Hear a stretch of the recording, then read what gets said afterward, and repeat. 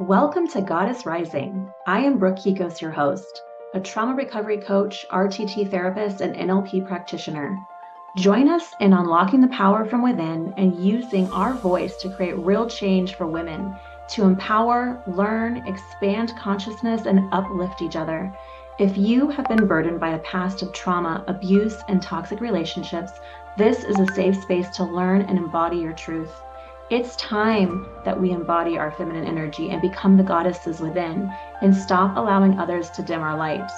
I am here to help you shift from shame, people-pleasing, codependency, and the belief that you are not enough, and shift into expansion of your real potential.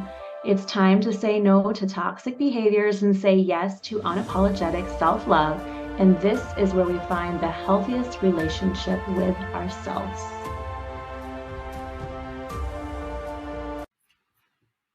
Thank you for listening to today's episode of Goddess Rising podcast. I'm your host, Brooke Kikos, and I am here with Angela Duncan. And I'm really excited to have her on the show because I found her really interesting and her story very interesting because she really has this interesting space of empowering women around their money in particular. So, Angela, thank you for being on the show. Why don't we just kind of open up space here and let's talk about your journey. Let's let ladies know why you do what you do and why you're excited about empowering women. Yeah, awesome. Brooke, thank you so much for having me today. I'm excited to share my story. I always start with I am a survivor of childhood abuse and poverty. I moved around a ton. I've lived in cars, parks, motel rooms, missed a lot of school, and I never learned anything about money. So when I was old enough to sign my own lease, moved out of the house at 18 and went on this journey because I was fascinated with numbers and I just wanted to learn more about money because at that time, I really thought that money was the reason why people were happy, right? That if I had this tool, then maybe, my lifestyle could be different. So I followed many paths. I worked in banking, in the financial advisor role. I had co-owned a top 10 Remax in the country for many years. And then I built and sold my insurance company. And so I've learned a lot about personal finance and just kind of have learned that, as women, we think differently about money, and there's so much taboo around money that is just misinformation. And I needed to figure out a way to deliver financial education in a simple way so that women could grasp it and kind of take control of their own finances. Wow. I love your story. It's very empowering. And it's like taking you from nothing to everything, which I think is really beautiful. Can we talk about the taboo stuff though? Can we talk about when you say, a lot of women are like, there is this taboo stuff around money. Can we talk about that and speak to it? Yeah. So, things that I hear like married women say, my husband takes care of the finances. Well, I don't like to bring up this subject, but more than 50% of America ends in divorce. And most women come to the divorce table having absolutely no clue what their family is worth. And so how do you get 50% if you don't know what's on the table? So just having simple conversations, and approaching it in a different way. For example, coming to your husband and saying, hey, if something happened to you tomorrow, I need to know what your wishes are. What do you want to see happen in our financial world? Like, teach me some basic stuff so that I have an understanding and I can help you. I think that's more of an empowering message than saying, hey, what do we have? How much are we worth? And then kind of bringing up an awful subject, right? And then if you're a single woman, a lot of times women, we're very heart-centered. And so we say things like from our childhood, right? I don't need money. And I don't need to be rich or, things like that. But imagine what you can do with your family, your friends, and teaching other people if you did accumulate a little bit of wealth, right? How much freedom and less stress and charity work and church work can you do with that money? So it's not just about you and perhaps you're not understanding this tool we call money, but really what can we use to empower other people around us when we have some good, solid financial education. Yeah, that is really powerful what you just said. I will speak first on the spot where you're like the woman that has been in, let them in, do the finances. So for me, it was more of like in the relationship that I was in, I come from abusive relationships. I didn't realize that really what it was about was him controlling the finances and not wanting to tell me all about the finances, right? And I just perceived it as, oh, he takes care of everything. I don't need to worry. I don't need to think about the finances. But what you're trying to say is to every woman that is listening is that's not the way it should work. Like you should also know what's going on about the finances because what happens when you don't know, right? And it comes to a space where maybe the relationship is not as loving as it once was or whatever that looks like for you and then you have no idea or any clue about what is there to be had or what he's hiding or whatnot. So I think that's a huge piece, especially for a lot of women that listen to my show that have come from abusive relationships. So that's awesome. So thank you for that. Also, I want to touch on the point where you talked about how using money as a tool. I remember you talked about how you're like, in the Bible, we're taught the money is really like a servant, or we're kind of conditioned to believe that money's not kind of evil. Money is bad. It's the root of all evil. How can we kind of switch that belief system? Yeah, so I think a lot of that comes from people mistranslating the Bible.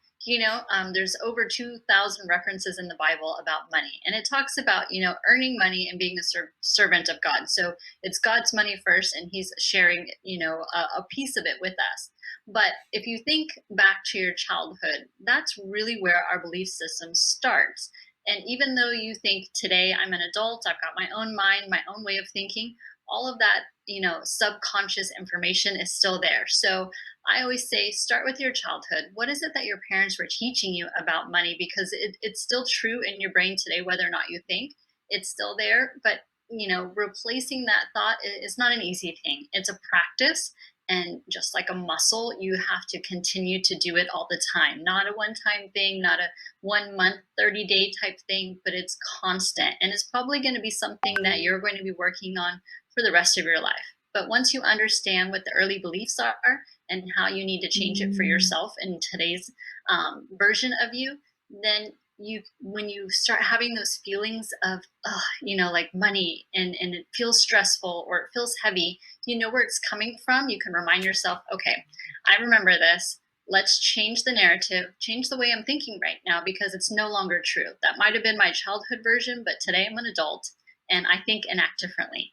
And when you kind of take back that control and that power, it really allows you to see your financial picture and work on your goals today as an adult and not as that child that you were once taught from your parents. Yes, that's perfect. I love the way you said that because obviously, I really like to take women specifically back into those experiences and what their belief system is. Okay, well, is it really even your belief, or is it someone that told you you had to believe this? And that is, to be said, right? Oh, well, money is evil, or you're greedy if you have money, right? There really is that's a belief. That's not the truth of the matter, right? Just like you spoke on, if you have money and you know what to do with money, how can you use this money to be of service for the greater good or to bring back something to the community and all of these things. So I love that. That's a perfect way to explain it, and that is the way we can show the goodness from our hearts from our own experiences. So what do you find that you're most passionate about when you teach women money? Like what do you want to teach them? What do you want to give them? Yeah, so we talked about it as a tool, right? Yep. So I've got this pen in front of me. It's a pen. I use it to write down, make notes, right? It's just a tool. So when you kind of remove the emotion piece of money and think of it more as a tool. So I need to use this tool to pay my bills. I need to use this tool to accomplish goals in my life. What does that feel like for you? So really envisioning, maybe you want to buy a house, maybe you want to get out of debt. Who's there with you? Who's celebrating? What do you feel like? And so when you kind of tie that emotion to the logic piece of that goal, you're much more likely to accomplish it. So I really like the idea of teaching people how to use it as a tool and removing that emotion so that it doesn't feel heavy, it doesn't feel scary. And when people start to work on their goals, really simple things. What is your income? What is your debt? Print out your statements, your bank statements, your credit card statements, and really just go into a quiet space, no phone, and say, what am I spending money on? Because I think so many people don't even want to look at their credit card, especially those that are in debt. They're just like, I don't even know where to start with this. So they don't want to look at it at all because it's overwhelming, right? Mhm. So start there and just get an idea of where are you right now? Because the reason why I tell my story is because it does not matter where you were or where you came from. It matters where you want to go tomorrow and the action that you're going to have to take, the work that you're going to have to put in to get there, but you have to know where you're starting at today. Yeah, that's so true. Why do you think most people avoid it?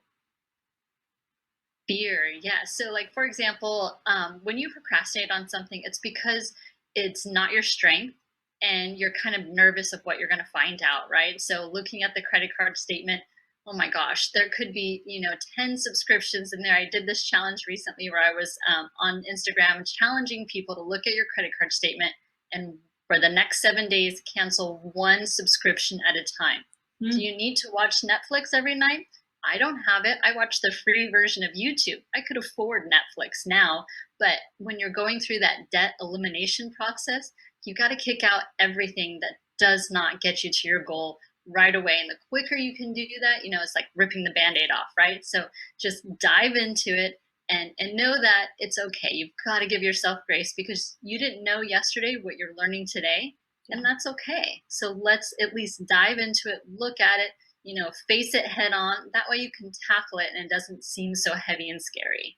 Yeah, I love that. That's a great challenge, the subscription challenge. I mean, I don't know how many times I've had to do that where I go through and I'm like, why the heck am I still paying for this? I haven't even used this thing or in forever, right? So just going through those things and saying, okay, what can I live without? What do I not really need? What can I cut down so that I can put it towards something else? Yeah, I think that's Mhm. fabulous. What would you suggest, or what would be like some advice that you would give to someone that's listening that they're like, oh my gosh, I have so much debt. I only pay the minimum.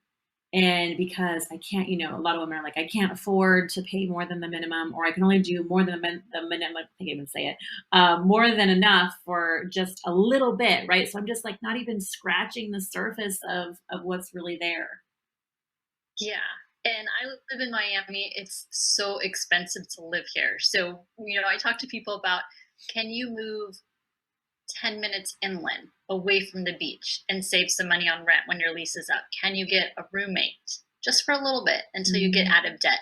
Maybe you need to take the weekends and turn your hobby into making a little bit of money. I hear people say, oh, well, I don't really have any, gifts or anything. And I tell people, well, I've never used my kitchen. So if you can cook, that's a gift. I don't know how to sew. So if you know how to, make clothes, that's a gift. And sometimes the simplest things people will pay you for.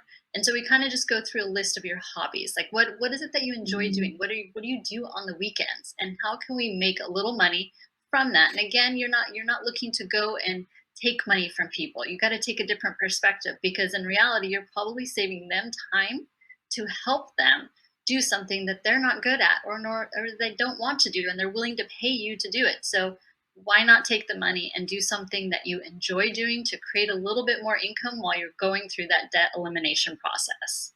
yeah, great advice. I like that. You just got to take the initiative, right? You got to take this space where you're like, okay, well, I am going to have to take some action here. It's not going to just like fall in my lap, right? You're going to have to like get creative and kind of tap into your resources.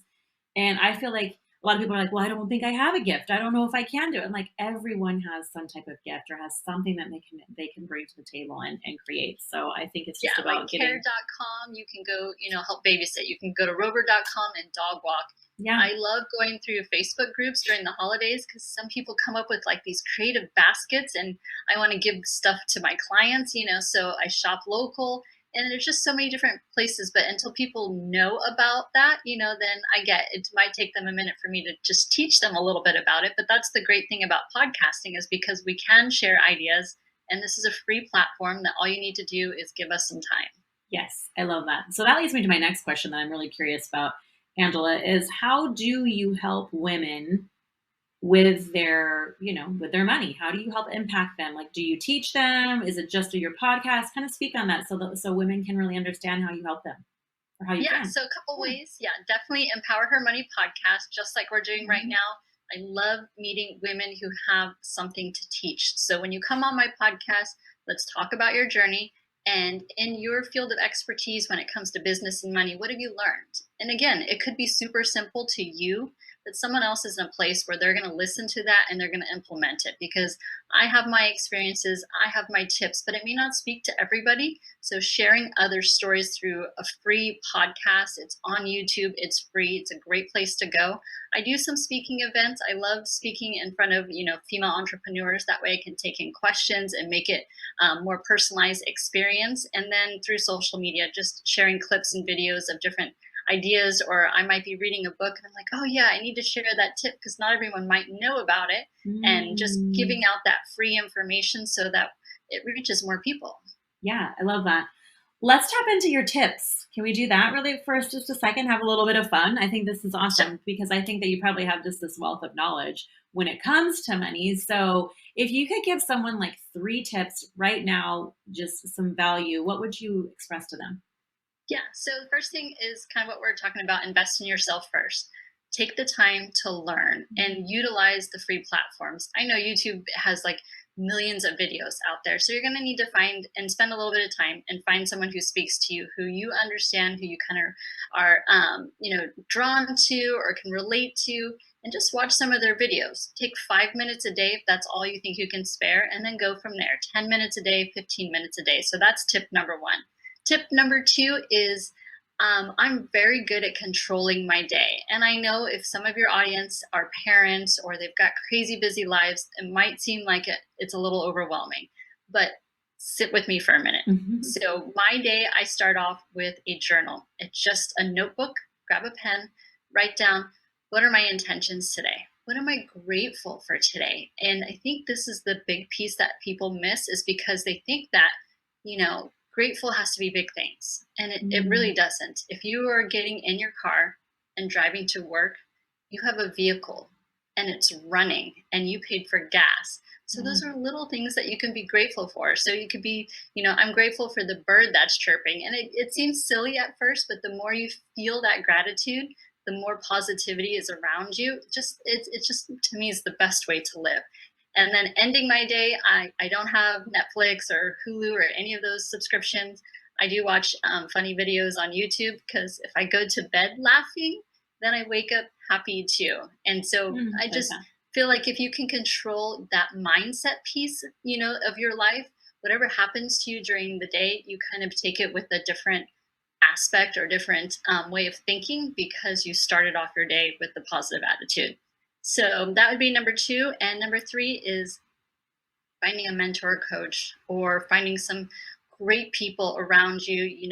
I'm fortunate that I have a good group of women that I go to church with that are very uplifting, because if you look at the closest people to you, and I'm excluding family members that you have no control over, but if you think about your friends or the family that you choose to hang out with, are they inspiring you? Are they your cheerleaders? Are they there to help you? Because if they're not, I want you to visualize this. You're in a cage and you're stuck because you're choosing not to have the best version of people around you to help, and for you to help as well. So if you don't have that, seek out that. I live in Miami and we have networking events, probably dozens a week, that I could go to. So I like to go to different events. I meet new people. And when I come in with my positive attitude, people kind of gravitate to that, and positive people want to be around positive people. So just getting out of your comfort zone a little bit and finding a new sphere, maybe 1 or 2 people just to add to your life so that you guys can add value to each other's lives. That would be tip number 3 if you don't have that already. Yeah. Wow. Thank you. That was so valuable. And I can speak so much on, I love that you're like, in the beginning of the day, I start my day out, I have this morning routine, sit down with this. I like to think of gratitude as glimmers. I don't know if you've ever heard of that word, but like with someone that's had a lot of trauma, we're really taught to like look for the glimmers in our day. So it's rather than looking at what can be depressing or anxious, or feeling sad about certain things that have happened to your life, it's more of like, okay, what can I look at that I can be like, oh my gosh, this is like a little glimmer and this is so exciting and this makes me feel good. This makes me feel positive. But having that morning routine for myself too has been so key in feeling good throughout my day. So it keeps me more grounded. It makes me feel like I'm able to tackle whatever comes up.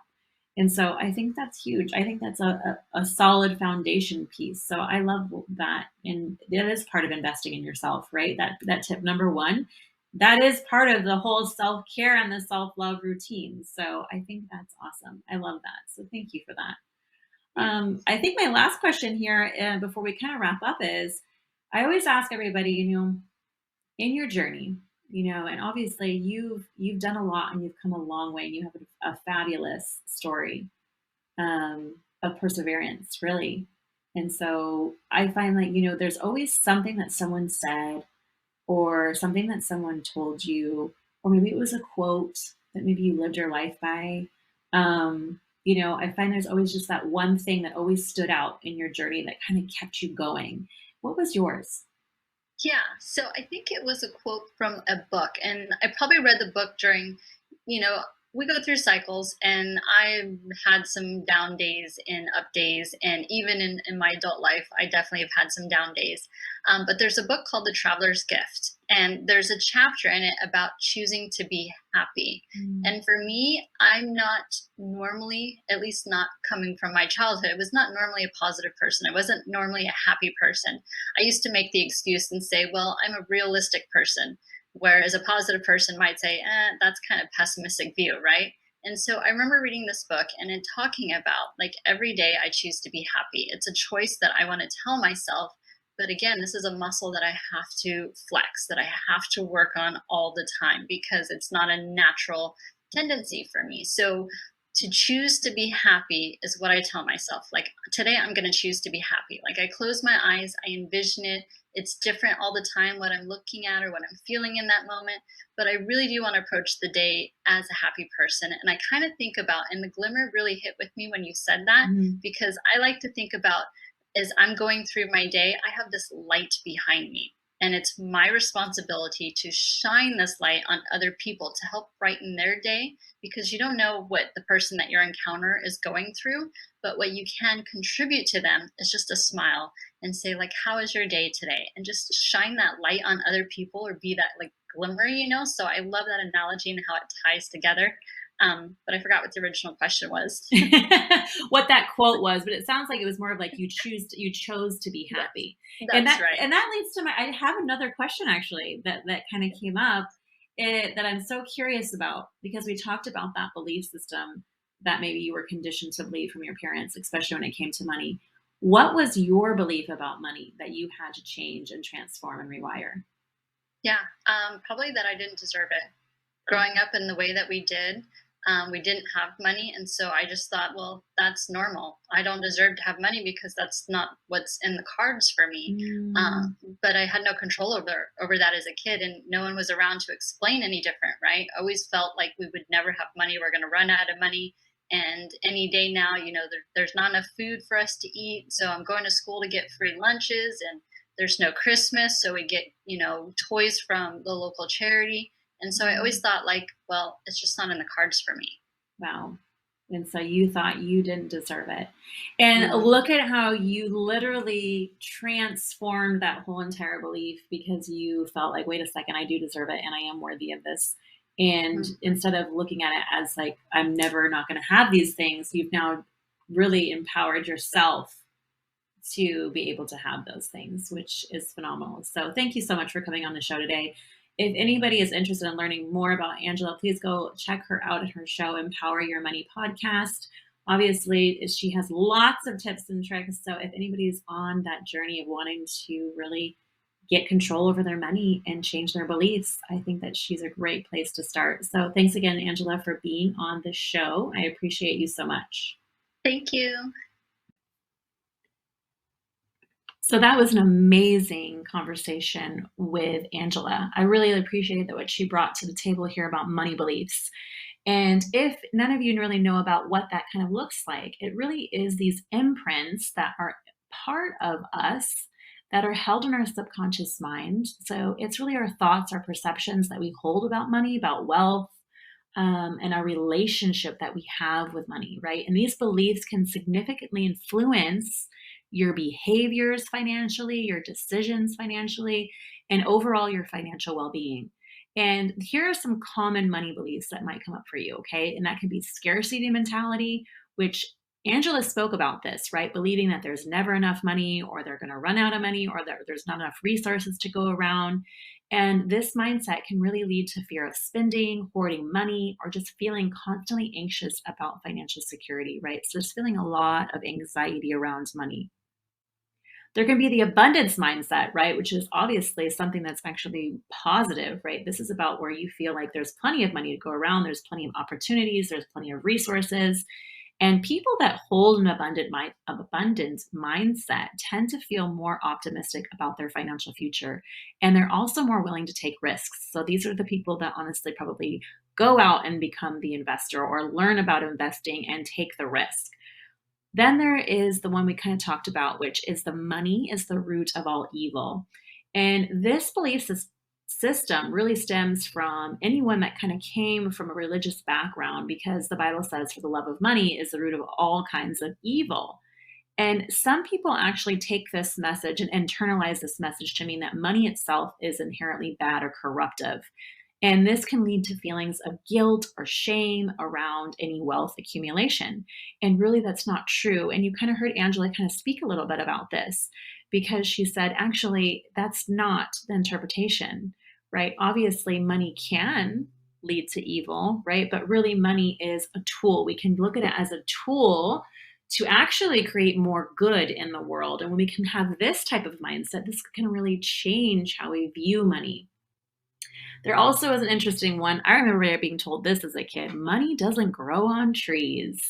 And this is often passed down again by our parents and our caregivers. And this belief emphasizes the importance of being frugal, saving, hard work. And while, again, having these responsible financial habits is really valuable, obviously, this belief can then lead to that scarcity mindset and this reluctance to invest in ourselves or take these risks. So if you think about that, do you have this belief? Do you carry this belief? Do you carry the belief that, the scarcity mentality, just being informed and aware of what your money belief is? Money is freedom. Some people have this, which is great, right? Because if we look at money as we get freedom, security, and more opportunities, this is a positive money mindset. Another one is money should be saved, not spent. So a lot of people will save and budget over spending on experiences or enjoyment. So they'll kind of like hold on and hoard their money. And of course, saving, don't get me wrong, is really important for your stability. This belief then can lead to a lack of balance and enjoyment in life, right? So then you don't go and spend the money and have the experiences and go and enjoy the money that you even have. The most important one is that recognizing that you have a money belief, okay, or money beliefs, and that you acquire these from most likely your parents and caregivers, your belief system, and just recognizing and being aware of your money beliefs is going to be able to change your outcome, your behaviors, and the decisions you make about and around money. So I would get really clear on that, obviously, and then seeing, okay, now that I have these beliefs, how do I want to reframe them? How do I want to rewire these beliefs?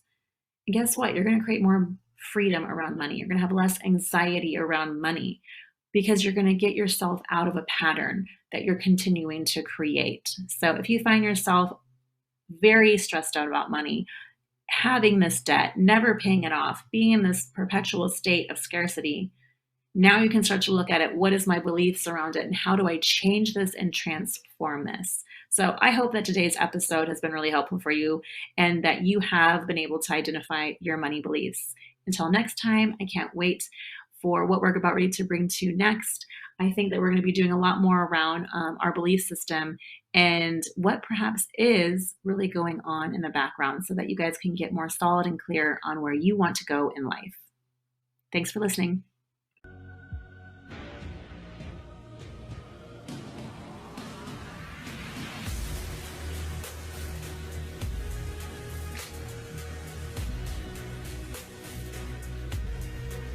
Thank you for listening to Goddess Rising. It would mean the world to me if you could like, subscribe, and share so that I can receive more listeners, because this is how we each use our own voices to step into our own power, create change and healing for others. Until next time, remember, you are the goddess rising.